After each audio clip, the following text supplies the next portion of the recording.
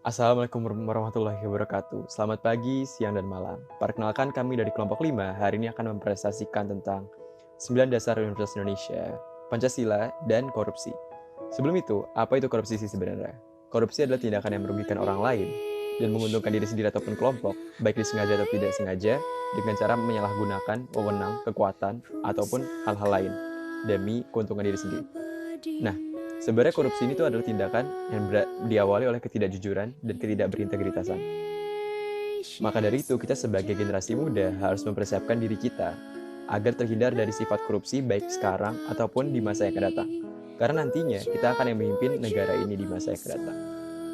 Maka dari itu, beberapa lembaga, contohnya Universitas Indonesia, membuat 9 dasar Universitas Indonesia agar kita bisa menerapkannya dan terhindar dari nilai korupsi. Pada video ini akan dijelaskan secara rinci tentang 9 nilai dasar Universitas Indonesia, implementasinya, dan nilai-nilai Pancasila dan implementasinya juga. Selamat menyaksikan. Halo, nama saya Safal Prabowo dari jurusan Manajemen KKI. Nama saya Intan Yesusi Giovanna Sitohang dari jurusan Akuntansi. Halo, nama saya Muhda Faditya dari jurusan Akuntansi. Nama saya Tiffany Safinia dari Ilmu Ekonomi. Nama saya Safira Hijriah, jurusan Akuntansi. Nama saya Sidki Liranata Zafal dari jurusan Akuntansi. Nama saya Melani Agustina Heru Putri dari jurusan Ilmu Ekonomi. Saya Wulan Yuniasi dari jurusan Ilmu Ekonomi Islam. Saya Muhammad Arif Rehan Safa dari jurusan Ilmu Ekonomi. Isu yang dibahas pada pertemuan rupa kali ini akan terbagi menjadi 3, yaitu nilai-nilai Pancasila, 9 nilai UI, dan pencegahan korupsi. Sebelum itu, perlu diketahui terlebih dahulu apa pengertian dari ketiga isu tersebut dan hubungannya. Pancasila adalah nilai-nilai yang berasal dari ideologi bangsa Indonesia yang berfungsi sebagai pedoman bagi rakyat Indonesia untuk hidup berbangsa dan bernegara. 9 nilai UI adalah nilai-nilai budaya yang wajib dimiliki seluruh sivitas UI. Sedangkan pencegahan korupsi adalah tindakan pencegahan terhadap aktivitas seseorang yang secara tidak wajar dan tidak legal melakukan penyalahgunaan kekuasaan yang telah dilimpahkan oleh publik kepadanya untuk mendapatkan keuntungan sepihak. Baik nilai UI maupun nilai Pancasila, keduanya merupakan fondasi awal untuk mencegah tindakan korupsi.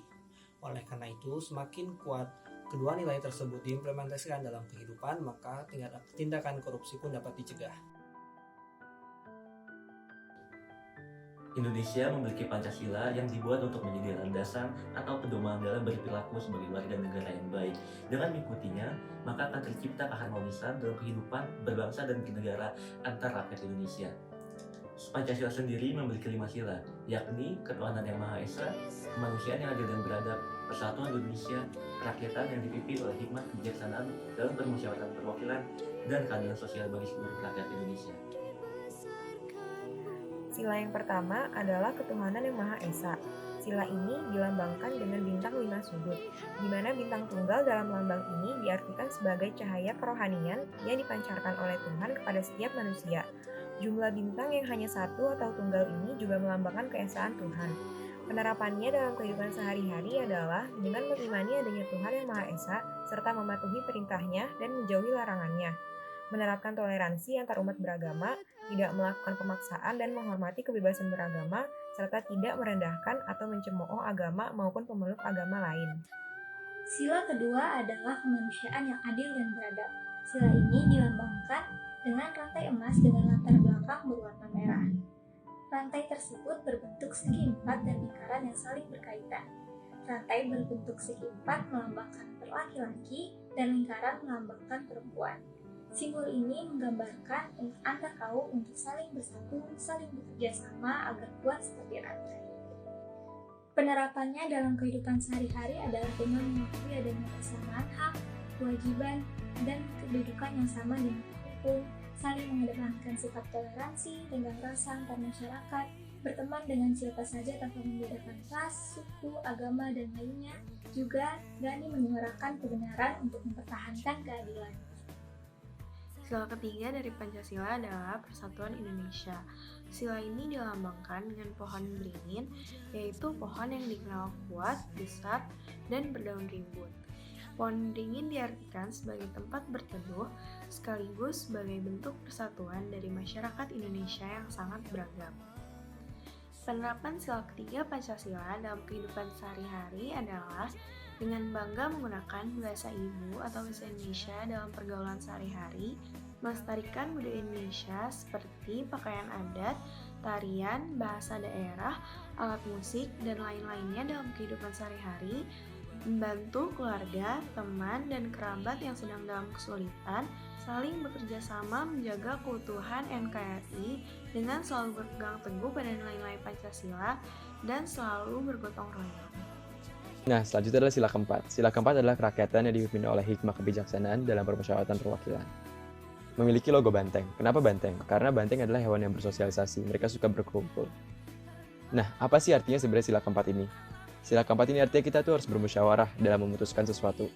Walaupun sebenarnya bermusyawarah itu pasti akan memakan waktu yang lama, tetapi hasilnya akan sangat baik. Kenapa? Karena akan didukung oleh satu kelompok tersebut. Kita ambil contoh. Dalam pengambilan sebuah keputusan sebuah perusahaan, tentunya perlu dipersetujui oleh semua elemen dalam perusahaan tersebut agar bisa langsung pada tujuan. Tidak ada yang melenceng ke sana-sini. Nah, musyawarah itu fungsi untuk menyatukan semua orang yang tidak setuju ataupun setuju kepada hal ini, dan dicari jalan tengahnya supaya bisa menyelesaikan permasalahan tersebut. Musyawarah ini sendiri memiliki kelebihan tersendiri, yaitu membuat orang lain merasa dihargai, membuat orang lain merasa ada di suatu tempat tersebut. Karena semua orang memiliki kesempatan yang sama untuk berbicara dan punya kesempatan yang sama untuk mengutarakan pendapat mereka itu sendiri. Nah, jika pendapat mereka diterima, artinya pendapat mereka itu bagus dan disetujui oleh seluruh belah pihak. Dan pihak-pihak yang awalnya tidak setuju harus menjadi setuju karena itu sudah menjadi mufakatnya sebuah musyawarah. Jika saya mengambil contoh sebuah perusahaan, tentunya tidak bisa semua orang itu hadir dalam sebuah musyawarahnya. Jika tersebar di beberapa bagian negara perusahaan tersebut, maka dari itu akan dihadirkan perwakilan-perwakilan dari setiap region yang ada di situ. Nah, ini yang dimaksud perwakilan, di mana perwakilan ini mengambil keputusan terlebih dahulu dalam regionnya dia dan dibawa ke pusat untuk dibicarakan terlebih dahulu, dan gimana hasilnya itu akan diterapkan kepada region-region lainnya. Artinya apa? Perwakilan ini adalah representatif yang sudah membawa mufakat dari regionnya masing-masing. Nah, itu artinya dari permusyawaratan perwakilan.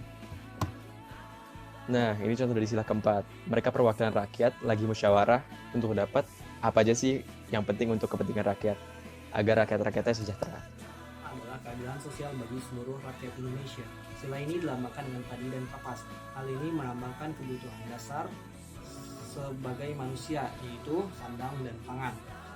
Penerapannya dalam kehidupan sehari-hari terlihat dengan mengimplementasikan sikap adil pada seluruh rakyat Indonesia dan melaksanakan kewajiban dan menghormati hak orang lain, serta kesejahteraan seluruh rakyat dipentingkan daripada kesejahteraan golongan atau pribadi.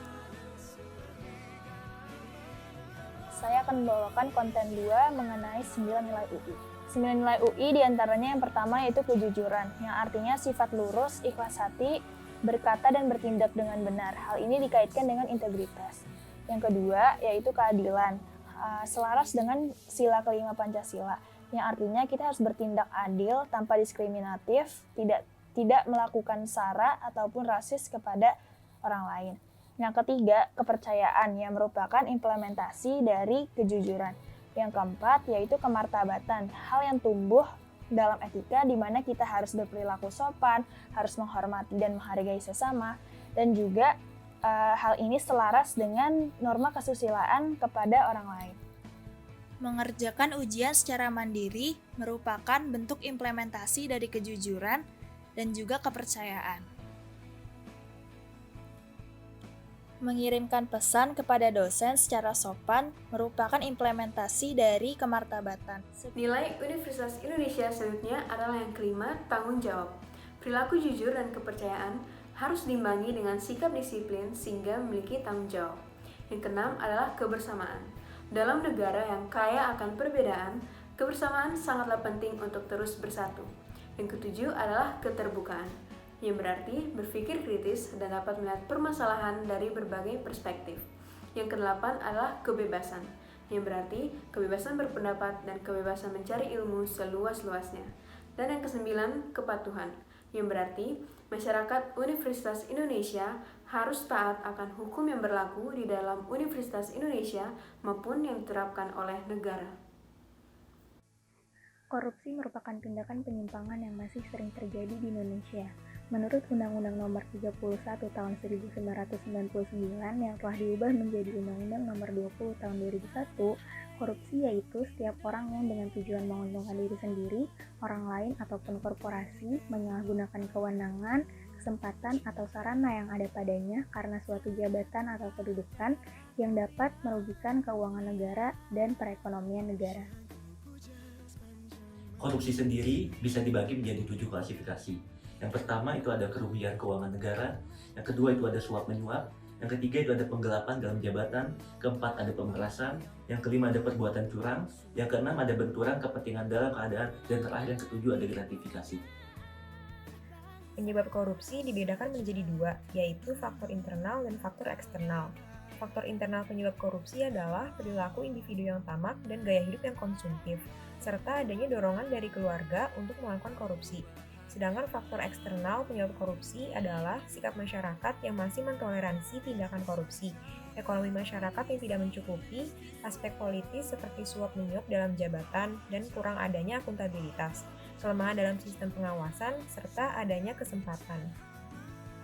Sebagai warga negara Indonesia yang mengimplementasikan Pancasila, sekaligus masyarakat Universitas Indonesia yang menerapkan 9 nilai UI, kita dapat mencegah tindakan korupsi dengan pertama, selalu taat kepada Tuhan. Seseorang yang takut akan Tuhannya, maka akan takut untuk melakukan tindak kejahatan. Kedua, bersikap jujur sedini mungkin. Seseorang yang bersikap jujur sedari dulu akan memiliki kemungkinan kecil untuk melakukan tindakan korupsi karena salah satu penyebab tindakan korupsi adalah adanya kesempatan untuk melakukan ketidakjujuran. Dan yang ketiga adalah bersikap adil kepada sesama manusia. Dengan bersikap adil akan menumbuhkan rasa empati dan tidak mau untuk mengambil hak orang tersebut.